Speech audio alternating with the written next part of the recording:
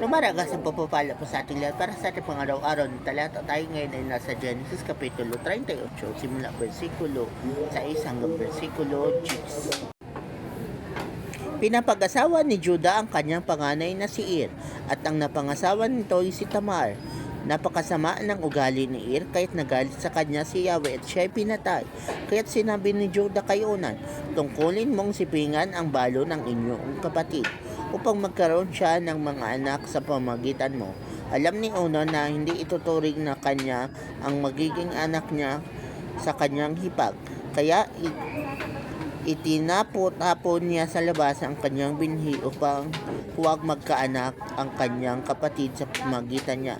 Ito'y kasuklam-suklam kay Yahweh, kaya't pinatay rin siya. So sa passage po na ito, mababasa natin yung tradisyon at kultura na meron sila noon. Na kung saan ang tatay ay mag-a-arrange ng pagmamasawa ng kanyang anak.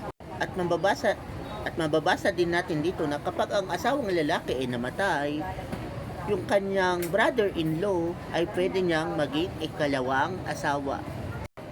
Pero mababasa din natin dito na yung kasamaan ng mga anak ni Judah doon sa kanilang asawa, kaya sila ay namatay.